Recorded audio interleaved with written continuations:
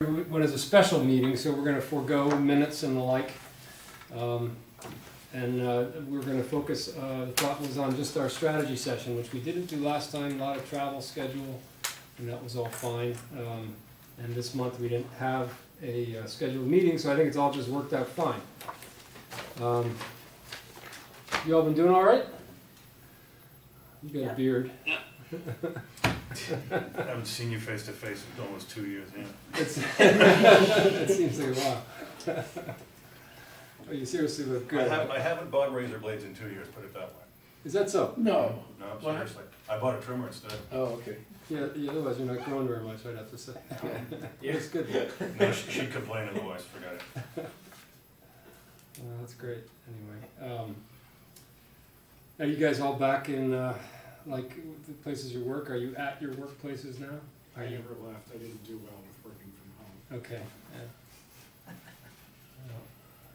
Are you traveling like you? I'm traveling a little less than normal, but we're back 2 days a week in the office. Oh, so it's modified, yeah. Yeah, Yeah. My daughter's on a come in if you want, but they've sort of permanently gone remote. yeah. So. They'll never come in if you say that. Yeah, no, it's weird. We took 2 months off from my workplace, December and January, and I was just done with it. I just was like, enough of this, I can't. It's like you start to feel like you're losing more from being antisocial and the lack of cohesion than you will suffer if you get Omicron. And you start to sort of wait into, I'm not sure that's quite true, but well, so the task really is to sort of look at this and talk about the projects. And I think, as I envisioned it, there's one outcome for tonight, and that is we vote on some of these projects to be attached to our strategic plan that the Board of Selectmen then bless and we march forward. That's, I think, if we just achieve that, that's fine. That's good. There's a second part, though, which is before we get together for our next meeting, for people to sign up to the things the commission's in this meeting committed to do. So if we all like project number 5, and then in subsequent emails and phone calls over these next couple weeks, no one signs up, we can't do project number 5. So, you know, we all have a bunch of great ideas, but we all have limited time, and so we're trying to be realistic about what we want to get done, what we can get done. And I guess this is the first part of what we want to get done, and then try to gauge your thoughts on what you can actually step up for. But we don't have to hear that tonight about what you'd step up for, but we will, I think, in the coming weeks, because I should put a roster together that we then can march forward on. And it's interesting, so the way by the method, by the way, that these projects were arrived at, we had a long laundry list of things that we've all talked and looked at, maybe 25 or 30 projects. And I reached out to 4 or 5 or 6 of you,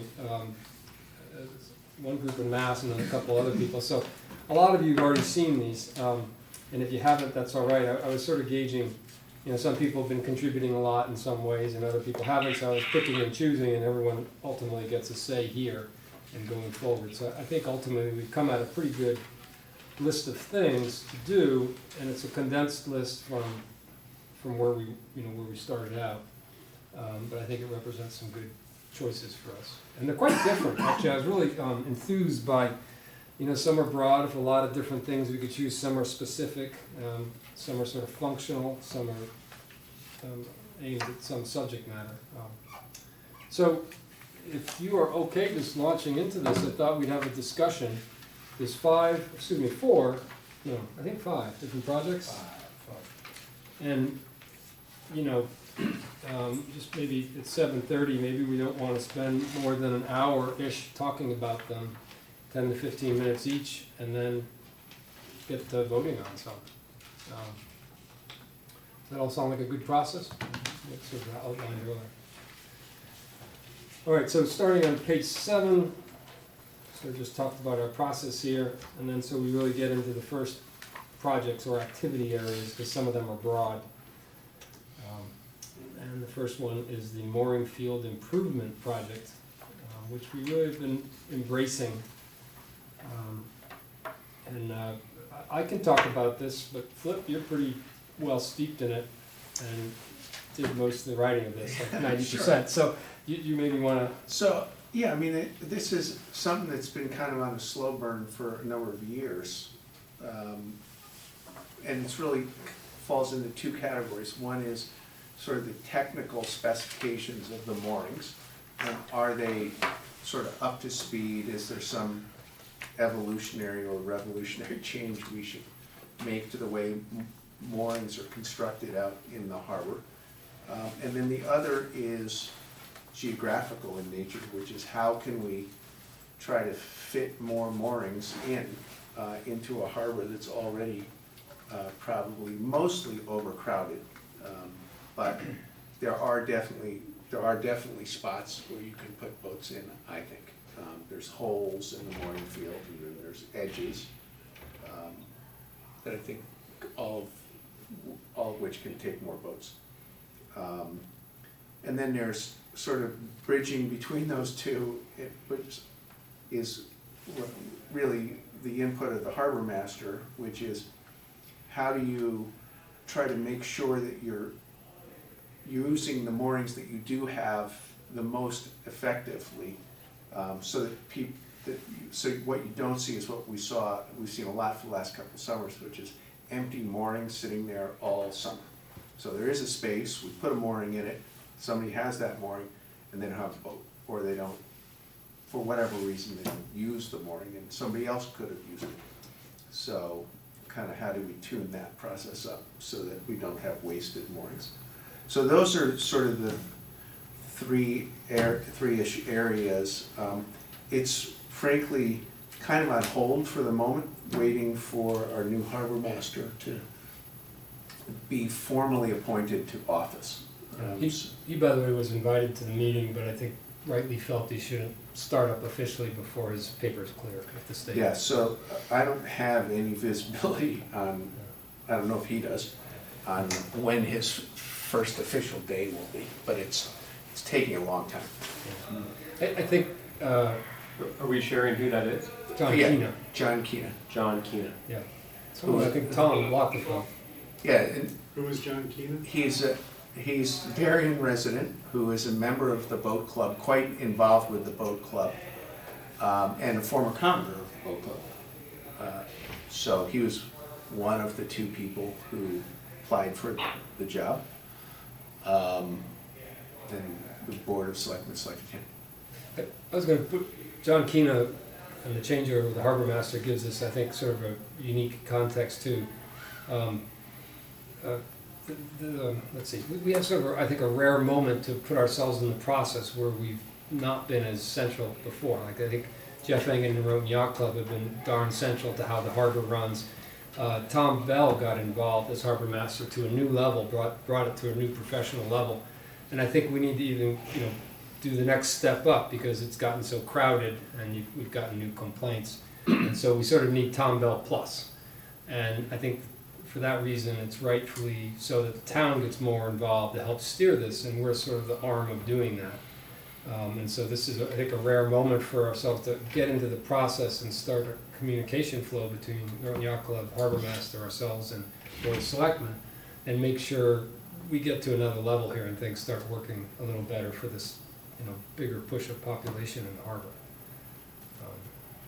I think this is, darn important. We're already involved, but I think we need to amp it up as Flip has, I think, taken the reins and realized also we need to do something here. Flip, I've got a couple questions. How many moorings are there? How long is the waiting list? And are there any requirements? Like, do you have to keep a boat on the mooring like some period of time over the summer to retain your mooring? Yeah, so depending on how you measure it, there's roughly 200 moorings. There's moorings in Darien Harbor, so out in front of Norotan Yacht Club and the boat club. Then there's moorings in Norotan Harbor, which is over in front of Weed Beach. And then there's moorings in Ziegler and Scotts Cove, and a handful of other moorings. So depending on how you want to count all those, but plus or minus, call it 200. And what was this? I'm sorry. What was the second question? Oh, how long is the waiting Oh. list? I don't know. I don't actually know the answer to that. It's Yeah, I think I think it varies on the length of the boat. Yeah, it definitely, and I'm not sure there is a good answer to that question. So if you ask Tom Bell, he would give you an answer, because he has those numbers in his head. If you But- go to the website, you will see some of the applications have been in for a really long. Yeah, so it's multiple years, definitely. I seem to recall it was something like 250, 280. But That's right. the thing And is weightless, right? that not all moorings are created equally. So the hot mooring that everybody wants is the one right in front of the Norotan launch docks that can handle like a 25-foot center console. Those moorings are in the highest demand, and so that's truly the long wait list. If you want a mooring for a big boat on the outside of the harbor, you can probably get one tomorrow. So they're not all created equal. People don't want to be on the outside because the waves are potentially bigger. Certainly the launch ride is longer. So there's many people who have been offered moorings farther out who's like, no, I'll wait. And can they say I want like an upgrade, or is that? Well, part of so it? that's one of the things we've been talking about as a method to utilize the mooring field more efficiently is to, because right now there's no zoning of the mooring field. It's all basically one place. So there's no mechanism for you to say, I'll take an outside mooring while I'm waiting, but as soon as an inside mooring comes up, put me in once I've waited my time. There's no mechanism for that right now, so that's something that we would think about doing is, but again, the harbor master is actually the person who has authority over all that stuff. So we're kind of coming up with ideas and trying to do legwork and all that sort of stuff, but at the end of the day, we can't do anything without the harbor master on that front. So your last question, which is, do you have to have a boat on your mooring? That's another thing, which is how do you make sure people aren't squandering moorings by not using them? I think historically Tom Bell, the prior harbor master, endeavored to go out twice a summer and check and see if there was a boat on a mooring, and if there was a boat, is the boat the right boat? So it's not your friend that you're letting use your mooring. And so that was supposedly done twice a year. And then there's exceptions for if you're cruising, for example. So Tom was pretty good about that. You could give him a call and say, look, I'm cruising the back 2 months of the summer. So, Yeah, or if your boat, the engine broke and it's over at the yard. And so he had reasonable flexibility, but he was trying to clamp down on it. But I think certainly he could have used more resources because it takes a long time to go out and check each one of those. And that in my mind is something that we could potentially help him with, which is sort of that policing function, as it were. there's also perception in the town. I've run into it more than once, and I've heard other people, including First Selectman Stevenson, talk about it, that things are run unfair in the harbor. That boats show up and get on close-in moorings, and where'd that come from? I've been on the list for 8 years. And I don't myself really know if any of those are true, but I sort of sometimes have that feeling too, as something shifts and I didn't know about it. So there's that perception, and I think that's a really bad thing. People, when faced with a long list, want to know at least it's fair, and so I think that's one of our tasks also. There must be a job description of the harbor master which lays out a lot of this, though, is there not? I've never seen it, but It says, kick me. Why are you doing this? What, that lays out what? that lays out how the harbor should function at the direction of the Board of Selectmen or whomever. No, I don't think, No? well, I would first of think all, the state would issue that. yeah, the harbor master job is a state job. There's no question about that. But it's chosen by the Board of Selectmen. But it is, the person is appointed basically by the Board of Selectmen, but they are then a state of Connecticut employee, and they are run by state of Connecticut guidelines. Although in our town ordinances, there's two linkages of the harbor master to the town, to both the selectmen and the RTM, with regard to mooring specifications, and then I think more general, something more will report regarding the harbor.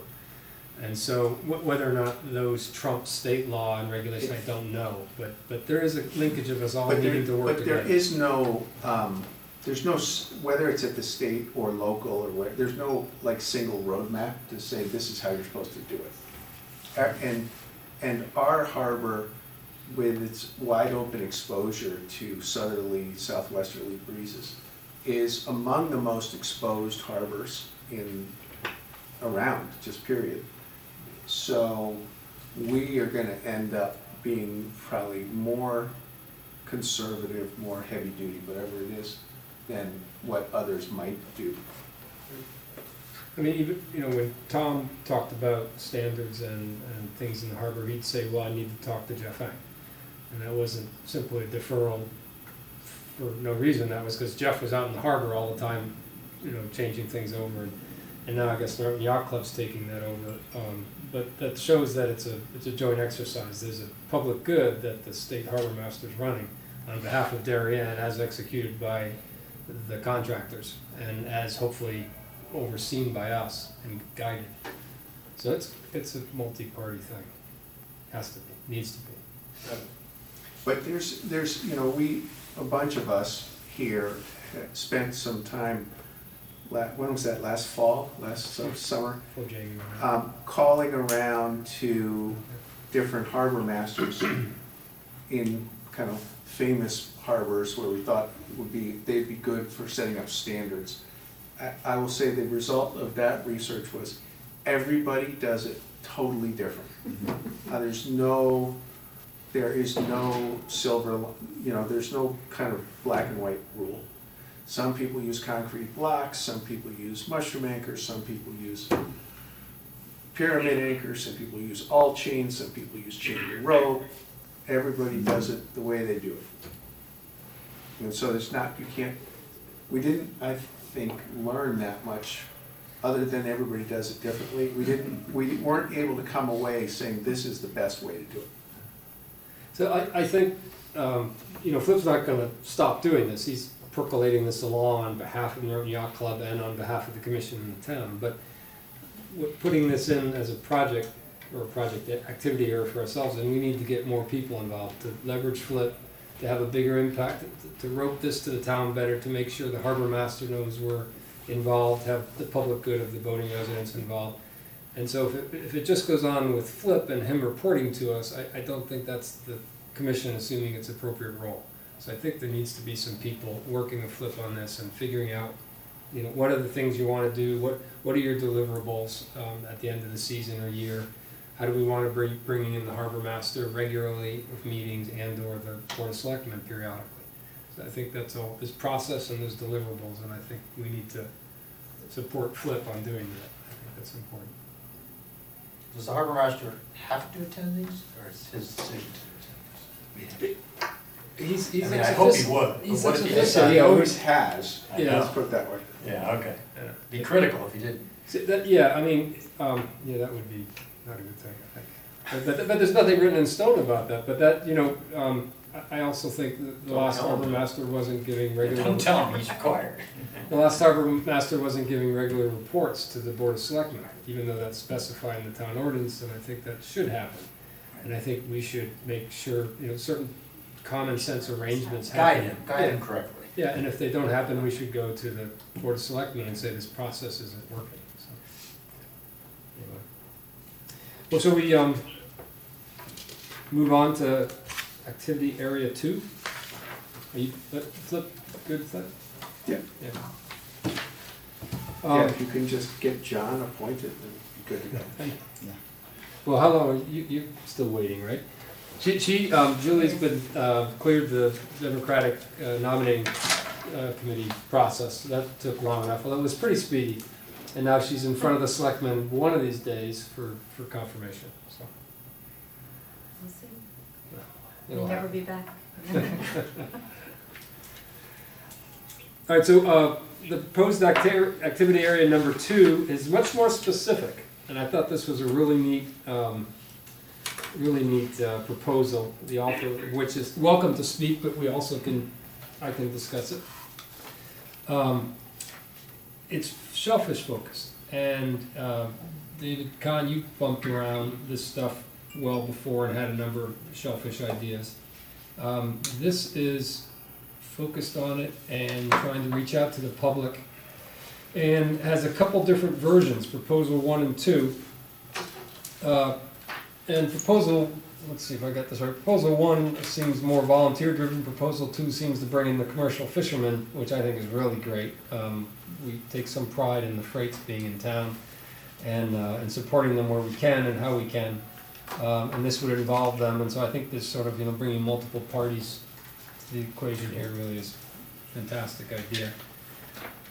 This is at the intersection of, operational, helping out with the local fishermen, which Eric, as our shellfish commissioner, is doing, and public outreach and ecological, and so it really hits a lot of the nodes that we're involved in. Just great, and we did something like this. David, you and Tom Lochtefeld did a family day out at the clam beds, twice I think. Pre-pandemic. Yeah, it's starting to feel like a long time ago. We took a bunch of people out, in a couple boats, and who hadn't gone after clams before, and taught some people how to do it, and had some fun. And we had some, a couple newspaper articles done along the way. Yeah. Since nobody reads newspapers anymore, it would seem maybe that wasn't the most brilliant idea. But, It looked good when you opened up the internet. I do think, in terms of like what I think best practice might be in terms of getting some awareness, I really like what the Fairfield Shellfish Commission does with their little Facebook page, and I follow them. And I don't think it's a lot of work. I mean, probably most of you post occasionally on Facebook once in a while, but they put some postings out there when they're putting clams down, or they will forward, or I'm not the most savvy Facebook person, but attach a post from Sea Grant or someone else. I think it's just like a quick and easy way of, certainly easier than going out with a reporter from the Darien Times or whatever newspaper You is hit left. more people, frankly. Yeah. And I think, people will follow that more readily. In a town though, where you only have 50 people who get a shellfish license a year, I might question whether it would be better to have those posts attached to Parks and Rec or something else that feels like it's, maybe has more people following it. That's what I was thinking, this could be a nice partnership with Parks and Rec. I mean, our staff is very, very good at promoting events. Yeah. So if you wanted to do a repeat of that to get people out and have a sign up or whatever, that's something I would think that we could partner on. And they're very savvy at it. The other thing is this kind of jumps ahead to number 5, but the town has recently had a media manager start. It's a part-time individual, and her name is escaping me, but she started within the last month. But, it is my understanding that, she will be accessible to help different departments or commissions, whatever, and just the sort of town's media presence and using all the different platforms, so. That's great, actually. Hopefully that I'm would gonna be take something we advantage. might be able to leverage as well.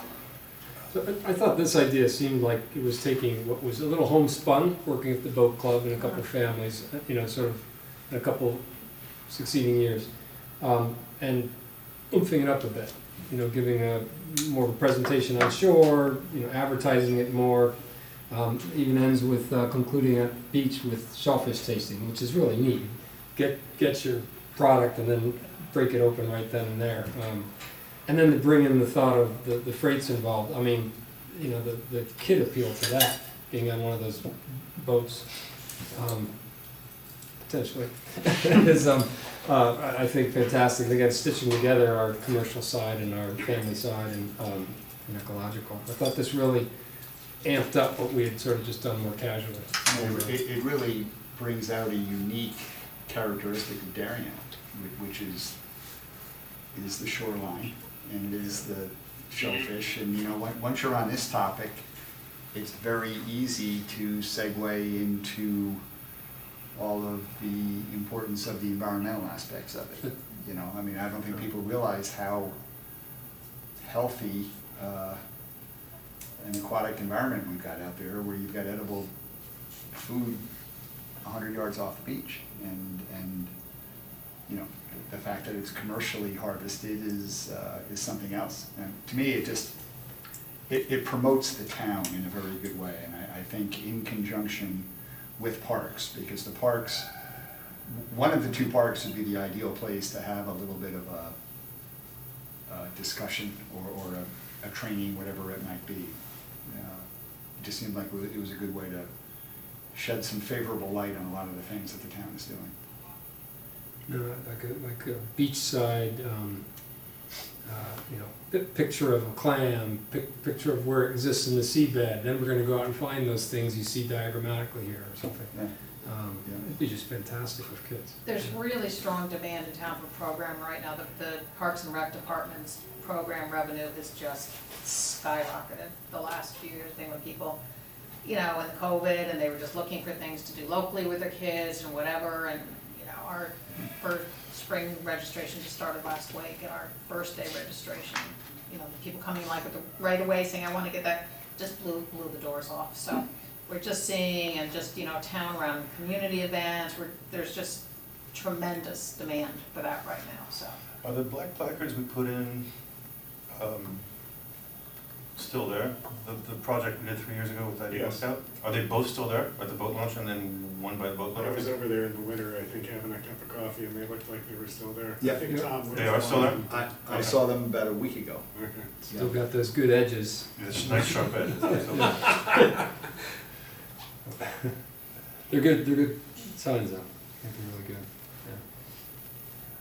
I know for the second part, senior would be definitely into doing this. The idea of bringing a bunch of people on the commercial vessel, that's dicey. I mean, I went on it a couple of times, obviously, but it was just they're monitoring that they make, put the clamps back in This is not a normal. vessel that's designed. No, for- it's No, definitely I not. think working it'd be- boat. You'd have insurance issues and It's a such working too. boat. Yeah. But it does say that we could have a bunch of other people Flotility. surrounding the boat, Flotility. monitoring and stuff like that. I think Maybe that'd be a they- better offer. Yeah, maybe they don't go out with the boat, but the boat's at the dock, and the kids get to come on board and see the equipment. Still, I think you want to see the equipment at work. Well, that could be. Well, maybe there's something to figure out there, and maybe it doesn't work, but maybe we get the freights involved somehow. I think that would be marvelous. They obviously know what they're doing, they know the waters, and, there's a little spice to the kids hearing real working men talk about how they go about it. Yeah. So, I mean, he could even narrate it a little bit, and everybody could tune in on VHF or something like that, and, I think it could work with his boat and 6 or 8 boats kind of clustered around it. There you go, right? Not getting on, just Right. watching. Yeah, I think it's got great opportunity, and the linkage with water ecology is just huge. I mean, if you're actually eating things on the beach, you just pluck from the water. Everybody will leave that session thinking of how clean are our waters, and they'll start to pay attention. It's absolutely marvelous. And in terms of stocking this with people, maybe a couple people could do this whole thing, but it probably could take 4 or 5 people also, depending on how wide you want to go. And it's more of a single point event, so I don't think it's might not be that much work either. So. I would say freight obviously is the Darien connection. Norm Bloom's boats are better if you want to put more people on. Yeah. And he's friendly enough, we could probably engineer him coming by docks. So, to be worked out. So. Next. So, I'm happy to start this off, but other people can jump in. These were a bunch of great ideas put out, maybe by one person, not me. But what I love about it is, so we've got the Unified Water Study going, and that has just been going for 5 years now, and that will be a continued thing of this commission. I'm going to make sure I keep it up. Julie's volunteered to help out this season, and we still could use another person, and the Darien Men's Association has got several people they're bringing in. So that keeps on going, that'll keep working, we'll keep collecting the data. But what I haven't been remiss, I just haven't had the extra time, we haven't done much with the data, and there's been like a bad turbidity season. There, from the very start, is a bad couple weeks in July and a bad couple weeks in August, and that's the hypoxia, which is endemic to this end of the sound.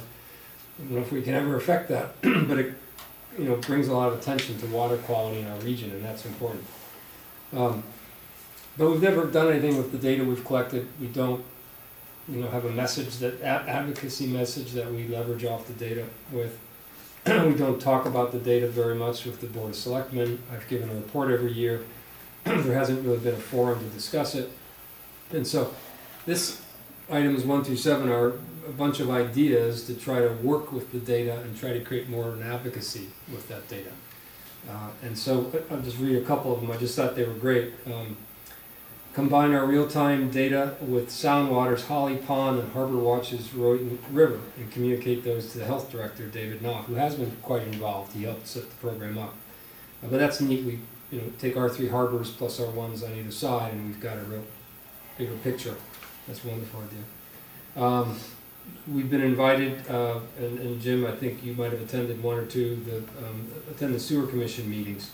And given that we had a settlement recently from our overflows, that's a big issue. And to hook that into the water quality discussion in some way, or just some involvement and regularize that is good.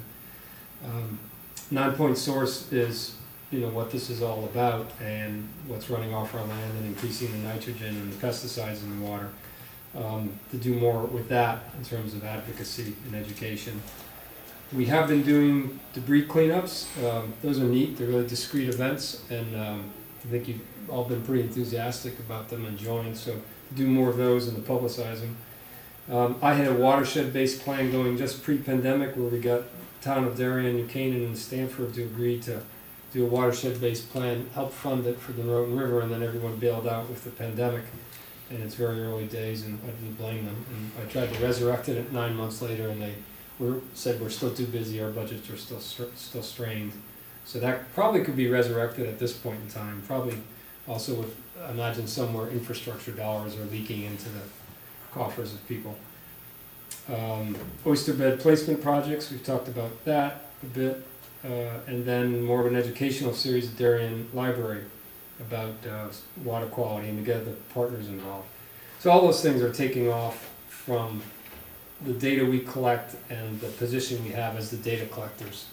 And we've got all these experts to hook into it, University of Connecticut and Save the Sound. And so there's sort of a powerful group that's involved in this, and if we can figure out how to do more with it in the town, I think it's sort of exciting. So unlike the shellfish idea, this one's very broad, and I think if a group were to get involved, 1, 2, or 3 more people or more, it's sort of pick and choose. They'd have to, after signing up for this activity area, pick and choose what they do on top of the collection that's already happening. Maybe I talked too much and spent everyone's thoughts. How do people feel about the water study? So we've been doing this 5 years. It sort of has just been a hum beneath the surface. I think it's interesting in the context of seeing what's going on in the broader Long Island Sound and the variations year to year, and particularly where we live in the eastern end of this, how tough things are at times. I wonder what people would do with that data, right? I mean, like, if you're not gonna do something different as a result of having the data, then like, what value does it really have? Yeah, And I think so much of the issues in the eastern Long Island Sound are, as a result of sewage treatment. The western, water the coming bottling in up. from New York City. Yeah. It's like, what are you gonna do about air pollution coming in from coal plants from Ohio? It's like interesting to know, but if you can't do anything about it. I think there's something that you said for that, but we did have high turbidity in our harbor one, not last season, but season before. And we've had localized algae blooms, and one can wonder what the cause of those are, and are they greater non-point source pollution coming from our lands than from lands up the coast 20 miles? I don't know. You could just say maybe it's a general awareness that all this raises, rather than, I think one of the disconnects I seem to have is we have studies coming out on a bi-weekly basis, but then the beaches get closed. And the health department closes them for certain reasons. And those two never seem to match together. yeah. So they're testing on different categories than the Unified Water Study, and yet I think more people are learning, well, why are they closing the beaches? And so somehow we gotta try to bridge those together for people to understand that it's what's really going on. Well, one of the basic challenges there is the health department, the town health departments are obviously regulated by the state health department. And the state health department is different from DEEP. So the state health department is designed to keep you from being sick, and DEEP is designed to keep the environment well, and there's no program interaction between those two. And we don't here in the town of Darien have an environmental commission. So we don't have anybody who's specifically charged on behalf of the town to monitor either terrestrial or marine environmental quality. Layered So- on top of all of that is the Connecticut Department of Agriculture, who is out there doing all their own water testing studies Yeah. and turning off shellfishing depending on, rain thresholds being met and all sorts of, and I continue to get all of these emails every time it rains a lot. But it's totally different perspectives. One is, how do you make sure the clams and oysters don't get you sick? And that's a matter of fecal coliform bacteria. And but fecal coliform is only in the water for like 12 hours before the salt kills it. So it's not a long-term environmental hazard, but it carries with it a lot of nutrients and other things too. But the health department is not testing for the nutrients. The nutrients are the things that are causing the hypoxia and the turbidity. The algae blooms and stuff. The right? algae blooms, yeah. It's a So, secondary factor of, yeah, and within the nutrient world, something like nitrogen is difficult to actually test for directly. So there's no quick and easy probe that you can go out and test the nitrogen level or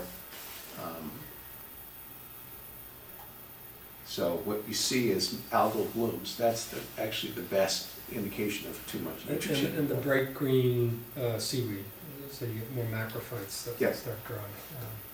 but the beaches being closed after rain is generally a result of, That's a result of Runoff. just runoff from the Runoff, yeah. rainstorm, usually. which generally includes the fecal coliform. But that could, that could come from leaking septic fields and stuff like that, but a lot of it comes from Fertilizer. deer mice, or dogs, or, deer, Canada geese. Or, Yeah. There's an interesting thing about our harbor and our lands, both Scott Cove, Ziegler's Fish Island area, and Darien Harbor. And that is, we have a higher impervious surface rate going up from our coastline going up in our watershed than do Norwalk, believe it or not, or Stanford, at least according to the EPA. And so if you look at the slices of pie going from the Darien coast up, Norwalk coast up, and Stanford coast up, we have about 5% higher surface imperviousness. And that would mean that we have higher non-point source pollution runoff. In other words, we're in a more critical area where it can get bad. So that throws more of a sensitivity on ecology with us than our neighbors. And that is not intuitive, by the way, right? Norwalk and Stanford. Yeah, that's not intuitive. And it's EPA data. They call it a HUC region, HUC, and I forget what HUC stands for. Do you know by any chance? But it's impervious surface cover in our region, and that's mapped online. You can find that. But it calls attention, all these things that, does our community have enough awareness of the water quality issues in our coast, on our rivers and coast? We've got a lot of cut off waters from Holly Pond to Scott, Ziegler's and stuff, and this higher surface imperviousness, and you know, when we have sewer overruns and enter into consent decree, how many people in Darien knew about that and thought about it? But, you know, that first point that was made, which was, okay, so if we look at the data and we understand it, what are we really prepared to do about it? That question still sits in the room like I agree. the big elephant, right? It's all going to be major infrastructure changes required if we're gonna change something, right? I mean, changing the overflow plants to have more capacity, so they're not gonna overflow if you've got, you know, a 2-inch rainfall in a 2-hour period, or put in denitrifying plants. I mean, this is huge infrastructure And all that's in fixes. Stanford anyway, right? And it's all in Stanford Well, anyway. it's in the East River. I mean, hypoxia used to be a hell of a lot I mean, just worse with because respect to Darien, all Yeah. of our stuff goes Yeah. to Stanford, but yeah, I mean, I'm sure the vast majority is It's in the East River, and it used to be a lot worse before they put in the NOx removal that Right. they put in, yeah. And that's been an incredible progress over the last 2 decades, and it's really made the Western line sound much better, but still, here we are. But without the data, you don't have a basis for making a change. So you have to build from the bottom up. You have to collect the data and you have to work together with the other towns and try to build a consensus. And there's money coming for infrastructure, so if not now, when are we gonna look to find a bucket of cash to make some changes potentially? Even if they're incremental. Well, it's, at some level, it's a question of, is this something that's well-suited for our commission, where we don't have that much regulatory authority, or any, versus someone like Deep, someone like Save the Sound, someone like, you know, people with real money and real scientists and.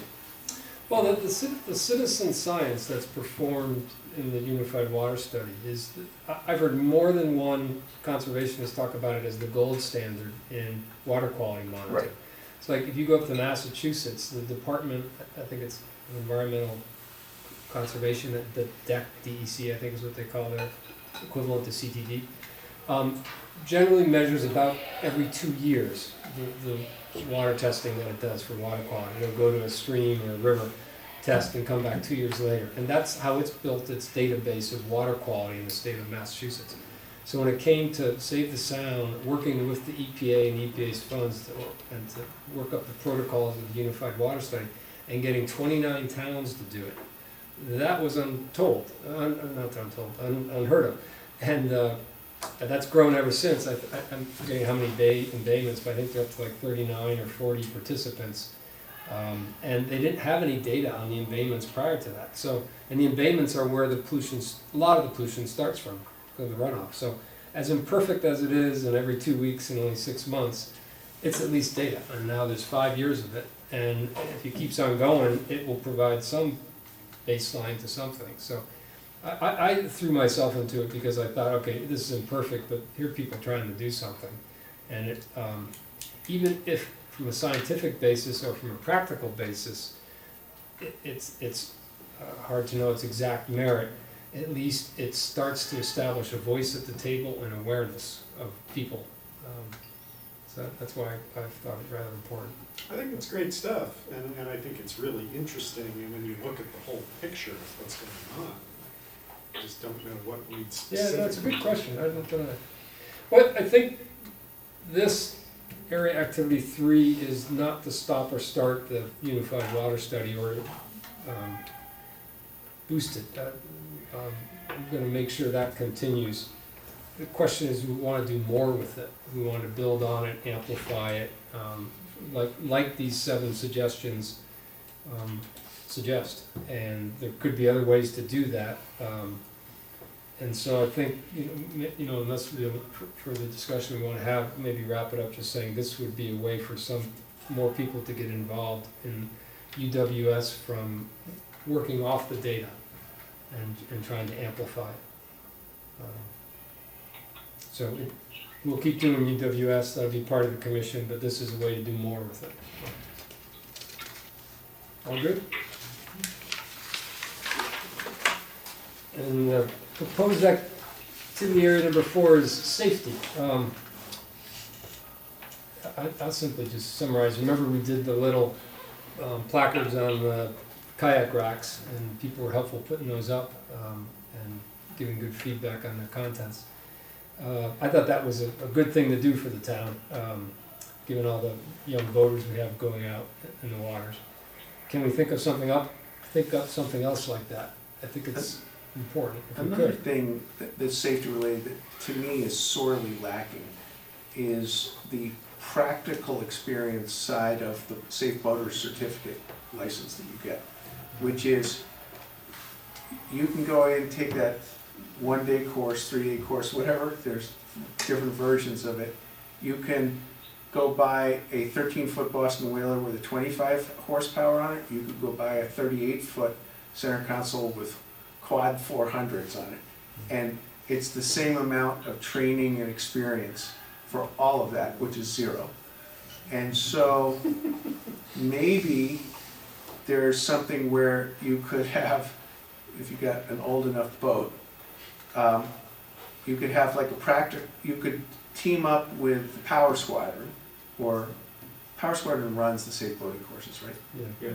So team up with them to say, let's take it to the next step for people who are really learning to boat.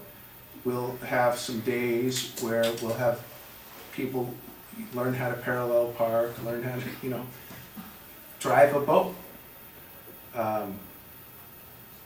To have like a continuing ed part of the Safe Boater Certificates. It's a smart idea. There's some scary situations out there. Especially over the last 2 years, And right? it doesn't have to be online somewhere with some big fancy boat. It's right in our harbors. It's everywhere. There's a real lack of knowledge and ability. And it's easy to buy a boat. And it's easy to go fast. We're like one accident away from all of us saying, why didn't we do that last season? And when I suggested putting the placards for the on the kayak racks, it was inspired by, like, every other season you'll see like a 15-year-old who's going out in April on a kayak. It's a beautiful day, but the water's 34 and they don't have a life vest on, and you always get those every other year or so in Connecticut. It's just horrid. And then there was the tragedy of the girl water skier down in Greenwich. So we're just an accident away in our harbors from us wishing we had done more, is the concept here. Didn't Derek say that they would actually issue tickets if you were a minor and not wearing a life preserver or something within harbor confines? I do remember that You did conversation. mention something, or was it just a verbal warning? He's for sure. I remember him being here and saying that he's noted, young adults, kids, whatever you want to call them, leaving like 5 Mile River, Darien Harbor, and stop them and turn them around. And I don't know if there's issued summonses, tickets, but for sure they're on the lookout for people not having a PFD with them or not wearing one, which is good. I don't remember if they were writing tickets though, but prepared to, I think. But they don't patrol year round, do they? Is it maybe No. like April to October or something like that? Yeah. Ish. About that. But they keep the boat down. Boats in the It's water, there right? for always in safety the all the time, water. same as the Marine unit for road, same thing. Well, I think, if we don't do something on this season, it's not a bad thing. We just should keep our mind on it. I mean, do we think, Partners. do we think people would come to it? I mean, if we organized, we got 15 people willing to instruct, and then somehow you found 15 boats to instruct in, or maybe people bring their own boats, do we think, is there a consumer demand for it? Where, Well, I think we could talk to the people at Power Squadron who teach the courses. Yeah. Because if they would sort of market it as a continuing right, step, but of course you're gonna do it, Yep. then versus if they don't even talk about it, then it's hard to. I think they do it, because I get some correspondence, they do it every year, but they don't advertise it every year. I don't think they get out on the water. I've taken a bunch of courses and they don't You don't get out on the water, it's It- all, They have an underwater component, Nationals devised that, but I think it requires them to have a boat, yeah, and so that may not happen in this chapter. maybe not here, no. Is there any kind of insurance incentive, you know, kind of like when you're driving a car 5 years without an accident, you're good to go, and do they ask for any kind of experience for boating? Nothing? I don't know. I think you get a small percentage off or a discount If of you some sort, renew. if you have a safe boater certificate or some sort of continuing. If you're taking But courses. you're not I actually, mean, otherwise, what would you're the not incentive actually be? allowed to drive a boat if you don't, I mean, a big boat. If you don't have your safe boaters. I think the rules are like over a 9.9 and like Yeah. 10 feet. Like, Yeah, yeah. It could be a 13-foot whaler that you don't have, you're not actually even supposed to be Yeah, doing no, that. you're right, Yeah, you're yeah, right. it's minimal, yeah. Yeah, so you need a safe boaters, but it's almost, But that's not the issue. I won't say it's a joke, but it's classroom learning. Right. Yeah, my daughter has her safe boating Yeah, certificate, she got a 99 on it, and, you know, we've spent multiple summers trying to get her to the point where I'm comfortable, and I'm not anywhere close to it. And it's been, a bunch of days out together, I think I'm not sure, you know, maybe for an adult it's different, but I'm not sure it's 1 day or 2 days. I mean, I think, I think kids learn faster than adults. Mm. but I think it's a lot of time to gain the requisite experience, you know, because of weather and being able to understand GPS, and that there are a lot of things that come to bear on being competent as a Yeah. boater, right? Well, you're never gonna, like, have someone gain a lifetime's worth of experience in one day In the session. next- yeah. But you know, even something as simple, how do you back a boat up, or, you know, what are the safety things when you go to start the boat up, or, I don't know, it seems to me there's a lot of people out there driving big boats that don't know how to do it. But so if that's the case, what's the appeal or what's the incentive for someone who already drives to, you know, take driver's ed? It's gotta be new people. Mm. I don't think, you're not gonna get the guy who's been, Not a seasoned person, yeah. right?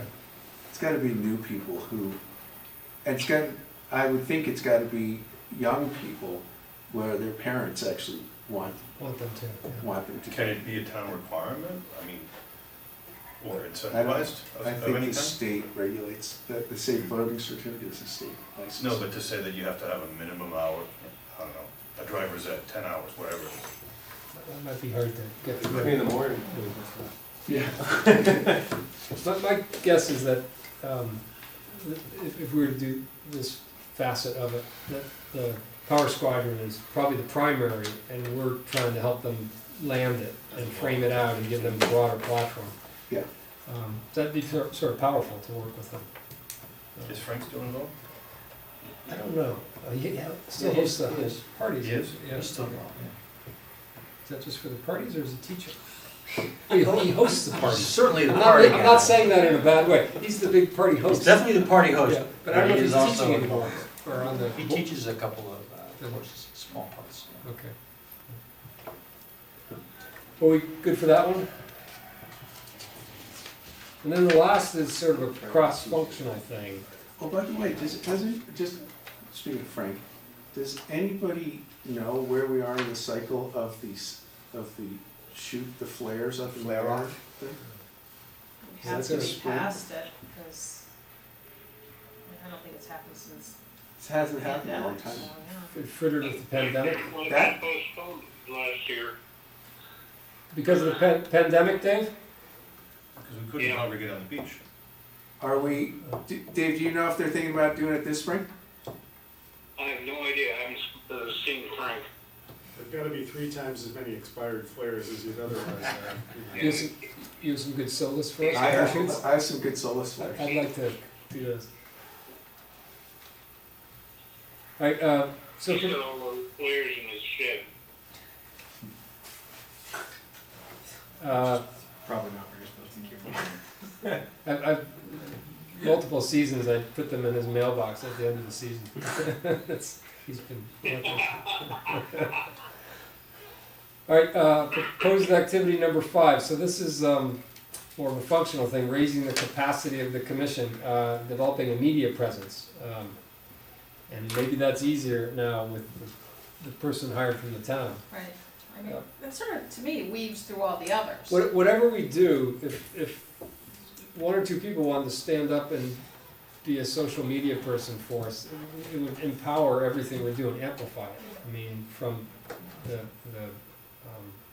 giving people the sense that we're working on fair and transparent and more efficient mooring field things, that would be wonderful for them to see 3 or 4 posts in the season, inspecting the balls, measuring, whatever.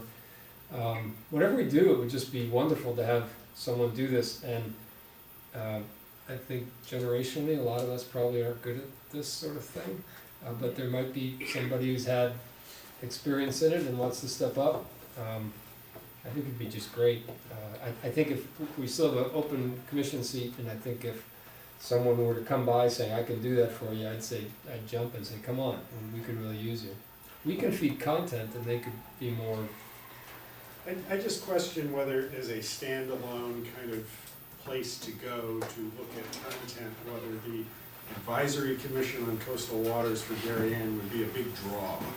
And I think if you had content that maybe got broken up with places that people are otherwise more likely to go, like Parks and Rec or the Health Department, where there's already some critical mass of content that exists, So Parks and Rec has a, maybe that's a better.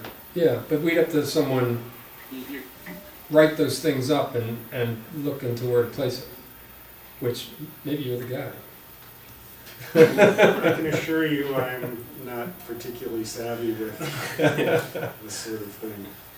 Bill, the other thing you can do is be interviewed by Jim Cameron on Channel 79, which will be put on Vimeo, which could be attached to our website. That's a great suggestion. I am not very publicity oriented. I'll go anywhere anyone wants to point me, though. But I think for us to have a person who's thinking out this way and suggesting things to us and executing on some of them, I'll follow their lead.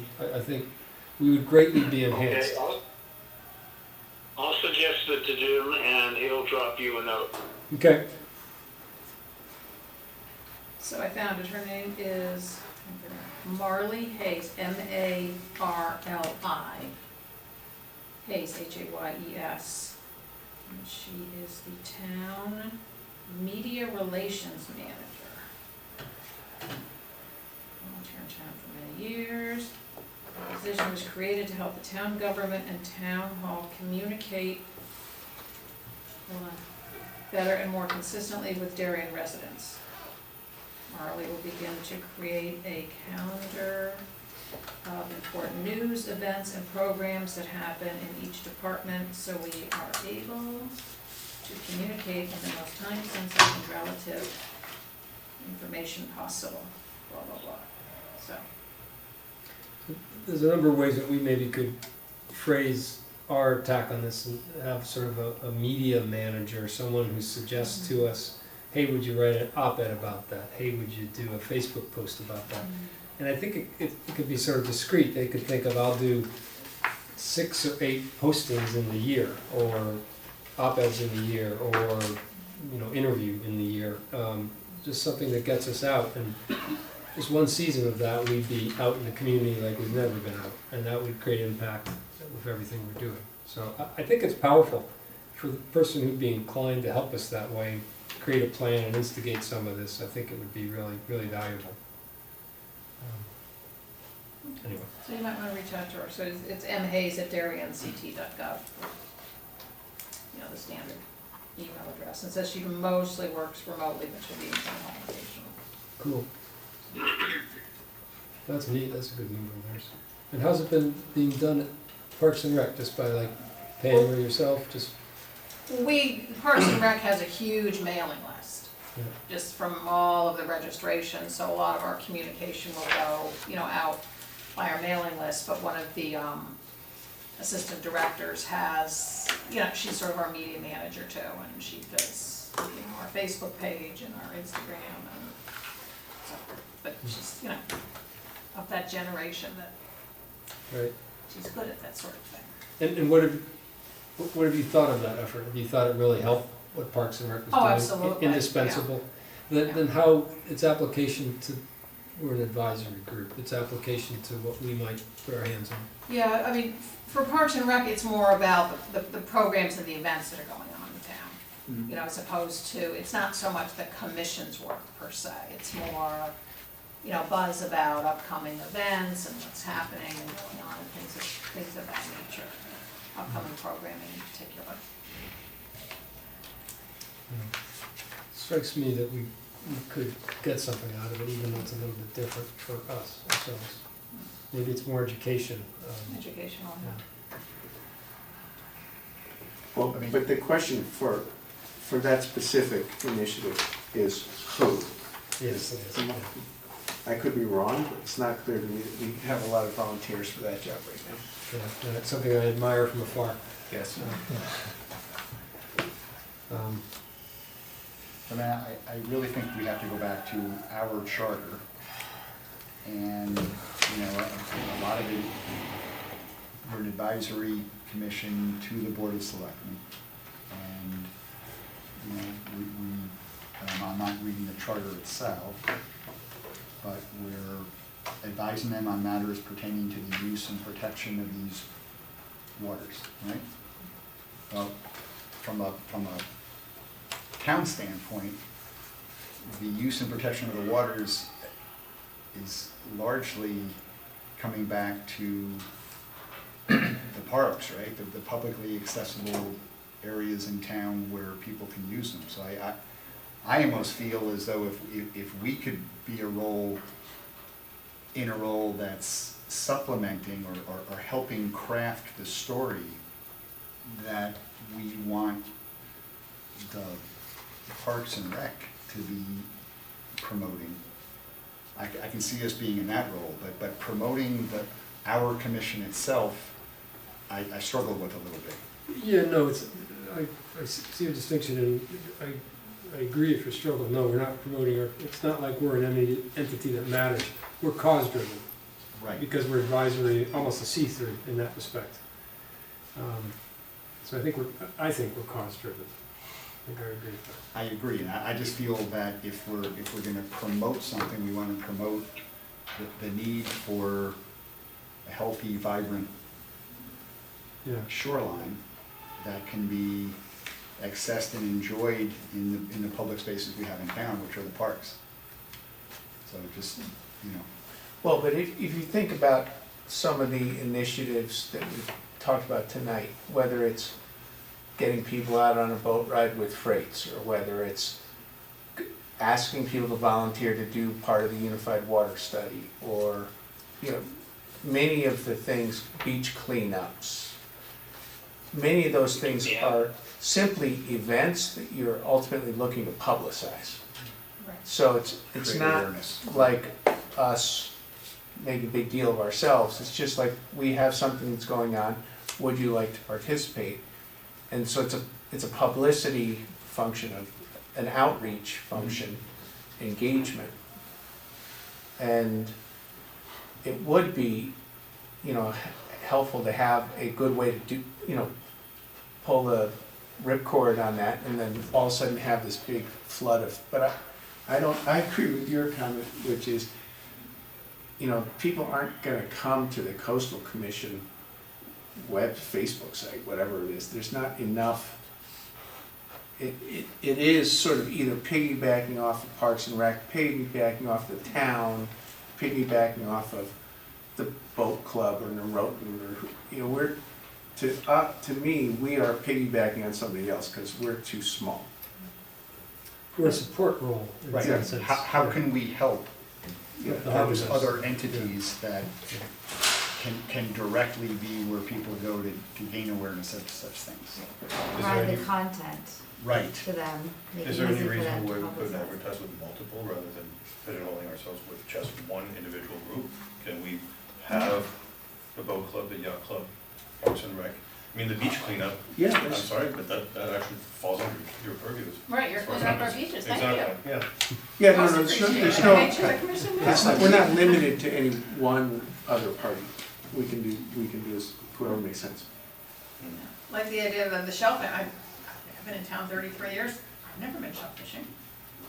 I mean, So let's go, I know, but that's what I'm saying, but It's to remarkably me- easy. 51 Don't take your licenses vote. this year. No, I know, I know. But, you know, I think that's the sort of thing where this commission could partner with Parks and Rec and do some fun events and then publicity, and then again, it gets people, I mean, there's a lot of people who don't get out on the water. They might go to the beach, but they don't get out onto the water.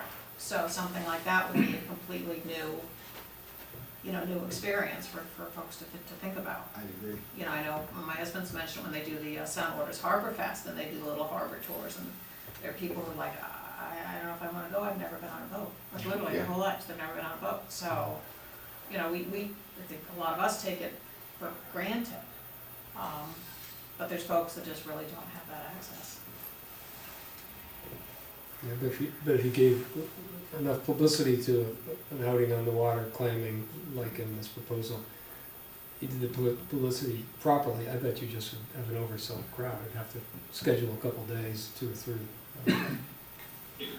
Well, wouldn't that be Young great? families. I mean, That'd be that's fantastic. right in our, Fantastic. that's what we're here to accomplish, is, Yeah. because it drives awareness. Makes people conscious of what's there that they don't even know about. Yeah, it'd be very exciting. Well, that was good discussion. And what I would propose we do is we vote on which of these to pursue, which ones to pursue. I mean, we can vote on all of them, to go forward with all of them. Then the next thing is, I email you and call you up and say, which one are you gonna help me with or help us with? So, there's some, I guess, procedure Isn't first. really the staffing the issue? Staffing is the issue, it is, right? yeah. So, but I wouldn't wanna vote against one of them in this sort of setting, and then have somebody say, well, that was the one I really wanted to do. Or, cause if somebody's willing to pick, That's a good point. if someone's willing to pick any of these up, they should take it and run with it. I mean, you make a good point. I didn't hear anybody say that, any of these activity areas were poor things for us to get involved in. I think I felt pluses and minuses in each of them. And so maybe what we do is, just what you say, Flip, we see how we come out in manpower for undertaking them. And I report back on that, and then the people who have volunteered need to get together and come up with a game plan of what they're doing, when they're doing it, what the deliverables would be, how they're gonna report back to the commission. And maybe they just say, 3 of us have an interest in this, but we all don't have a lot of time. We're just gonna do 3 debris cleanups, the 3 of us, 3 times in the summer. We'll publicize it so you can join us. Maybe it's that type of simple thing. Would be great though, to tell the Board of Selectmen, here's what we're gonna do. Here's what we're gonna deliver, and we'll report back to you on it. It kind of seems that 1 through 4 really captures the crux of the areas that this commission really is here to focus on. It's the harbor and access and use of the harbor, the shellfishing, the water quality, and water The safety. one that's not on here, and I don't think it needs to be on here, but the one that's not on here is monitoring the channel depth in the harbor and dredging. But there's nothing, But it's sort of taking place, like the unified that's water kind of study, on a that'll keep slow going. burn in the back Yeah. right now, but there's nothing to do right now. That's the Well, other. it's coming, you missed the last meeting, Oh. Yeah. Yeah, For those of you who don't know, every 3 years we have a survey of the harbor channel and see if it's filled in, gotten deeper, and it seems to go back and forth a little, but it also seems to have some hot spots which keep on getting higher, and some of those are around the boat club and look rather expensive now to dredge. So they have little pesticides in them and that's it. dumping You stuff. gotta get the big boats just to go fast. Celebrate. Great, we're looking for you to, we're looking for you to waste the prop going back and forth on some of these. It's been done before. Well, so, maybe that's the way to leave this then, that everyone think about what they'd like to get involved in, what they realistically could do. If you know, if you feel maybe you're limited on time and you wanna do one of these, I could, and I hear back from you, I could try to put you together with someone else who might say they're interested in doing something, you could see what the two of you could come together on and do. You know, cause like you might wanna, for example, do the shellfish one really badly, but you know you don't have the time to do it, you need 3 other people to help you. So I can tell you after this first reaching out to all of you, if we've got 3 people and you can make up your mind and get together with them and figure out a game plan. Does that sound reasonable? Yeah, It does. I think I would be Sounds good. in favor of quick hits, right? I mean, kind of discrete kind of projects that, I mean, you can do a lot with shellfish. You could probably figure out with the town how to have a couple articles, you know, put up during the course of the year on the website and generate some positive momentum. And I think we've got a bunch of people who are involved in like this, you know, the moorings. I mean, I think that's a big project, so you're gonna have a couple people sucked out, you know, who are focused on that more than other things, and so that leaves a few able bodies. I'd love to do kind of more of a discrete project. Yeah. Actually really enjoyed picking up trash, believe it or not. Okay. You know, there's like a sense of accomplishment, like I did something positive, and you also kind of learn something about what's going on, you know, around, rather than biting off something big that, you know, may be more difficult to accomplish with a bunch of people. I think that's legitimate. I think, yeah, to accomplish some discrete deliverable thing in some of different areas this season is the goal. To tie our work to what the Board of Selectmen know we're going to do and are accountable for and would like us to do is another goal of this.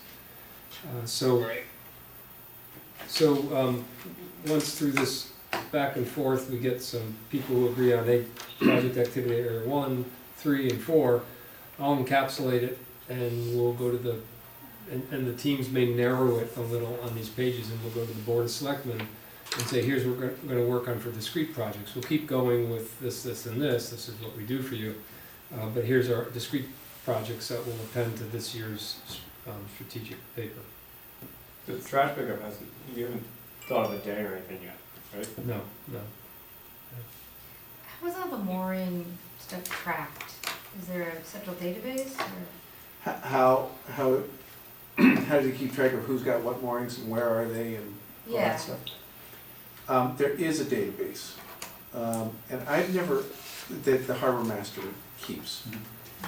So I've never directly seen the database. I understand it is an actual database. I've seen Excel reports that get downloaded from. But I would say that the data is sometimes not complete. And so one of the things we're gonna have to do is just go through all the data again and make sure it's right. I do know that waiting list, because I'm on it. I have never seen that, I don't know. Well, so it's accessible, right, That you can right see off the town online. site, and it's actually maintained pretty decently. I mean, it moves slow as molasses, but it does move. And, you know, it's not something that's just been ignored. It moves, you don't know the method. to Yeah, how there's it's moving. there's a lot of this, the devil is in the detail of that. Mhm. And a lot of it is nothing more complicated than what I was just saying, which Right. is Certain depending on how classifications. big your boat is and this and that. It seems like you might be able to save a lot of man hours if you did some drone footage of the harbors and were able to track the Oh, now you're talking boats. Skip's Lane. more. Yeah, we have, there's lots of drone photos of the harbor, but it's actually relatively hard to look at those and make a lot of sense of them. Because to get the whole harbor, you gotta be out, and then the boats are little tiny things. You get in, and then you can see the boats, but you can't see where you are in the whole harbor. So I think it's not something that's unachievable. We can get it to where it needs to be, but it just needs to take some concerted effort to. I mean, you need to drive around and look at the mooring and match the mooring and the location to the boat that's tied up to it. And then check to say, okay, is that the boat that goes Yeah, with that owner? and it's hard, you know, because, and then the moorings themselves swing around when the wind and the tide pushes the boats. And it's not an exact science out in the field. And one thing you have to keep in mind when you think about the field, and, you know, theoretically, there's gonna be a most efficient way of getting the maximum density of moorings in there. But, you know, at best, what are we talking, you have a field of 200, if you did it perfectly, maybe you get 220 in there. It doesn't address the primary problem, which is there's more demand than there is supply. Yeah, which you're You're never gonna get we're there. never gonna solve that problem, but but let me just say, and this is just my eyeballing it, last summer, I personally think there's probably 24 new spaces for moorings that we could use, and that there were at least 12 moorings that were just growing seaweed last year, at least. He's like, oh yeah, that guy died, or, you know, like he got divorced and moved out of town. Well, okay, well, what's happening? And that's part of the perception problem. People are saying, what's Fairness. going on here? Fairness. So even if the numbers are small, I think it creates a bigger effect. That makes sense. Or helps. Yeah, so, but I think we can get on top of that stuff. Question, though, we talk a lot about the tackle standards. Are there any kind of standards, sort of minimum distance between boats? Well, To yes, accommodate for different conditions and swinging, because all boats swing differently. We've been in harbors where, I remember we were up in Marblehead last summer, we were next to a boat, literally our exact same boat, literally. yeah, And we were swinging, we almost, at one Well, point, because that's- we were just swinging completely that's one of the differently. big problems in our harbor, because obviously, and it's counter to the goal we were just talking about, which is fitting more boats in, you know, but at the same time, you've got people saying, that boat's bumping up on me and scraping my top And sides. it's happened. And it totally happens. And it's exacerbated by the way the current flows through the harbor down the middle of the channel when the tide is going out. So in light wind conditions, you know, boats, if you're in the channel, you're going one way, if you're out of the current, you're going the other way. It's crazy. So you would ideally like to have no overlap in the circles that the boats can follow. And we were talking with one of the coastal consulting firms who went out and Bill organized it to go out and take a tour of the harbor to see if he thought he could fit more boats in. And he sort of started, he, tucked his tail under and ran away. Because honestly, they're already packed tighter than they should be packed. I think there's like a web GIS solution to this. Yeah, except that Except they move around, it falls right? down in the real world, because you see the moorings move, the boat, they get wrapped up around Yeah. their chain gets wrapped around the anchor and shortens it up, so they're not swinging as much as the guy next to them. Or there's someone who's away for a month and a storm comes in, right? So the boats that are there, their chain gets pulled back, or their anchor the anchor doesn't move, but the rope moves at a different rate than the person who wasn't there. And then that person comes back from a week of cruising, and his boat just wasn't on his mooring for a month or 3 weeks or wherever. And so his light duty chain or his rope just isn't stretched out, Yeah. right? No one's fault, but all of a sudden, he's up 10 feet from And his friends that were pulled and back. the real issue is in light wind conditions, not heavy. It's counterintuitive. You would think it would be heavy wind. Because they just The started. real issue is in light wind conditions. Yeah. The current plays a bigger relative role.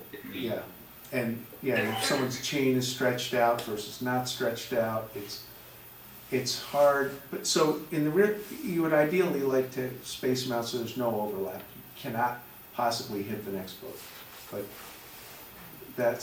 we're already denser than that. So that would be taking boats out of the harbor. So but that's something we have to monitor, is how closely they impact. You think we're good? Yeah. So I think the process is, reach out to me with an email with what you might want to get involved in. You can ask any questions, like I only want to do this if another person wants to do it with me. And I can try to reach out to to other people and configure this a bit. And why don't I report back to you on the results prior to the meeting next month? Okay. And so we can have chats on the phone. Some of this may take a little jiggering. If everybody wants to work on moorings, for example, there's, that might not work out. So, Plenty to do on mornings, so. but this has been good, I think. So if you're all good on this discussion, I'll just ask, while this was a special session, I'll ask if there's any other business anyone would like to talk We're about not allowed to do that, on the special session. correct. Thank you, parliamentarian. Just testing the waters. So, Just making sure you're paying attention, Lorraine. do I hear a motion to adjourn? In a second? Yep. All right, everyone in favor of adjourning? We are adjourned.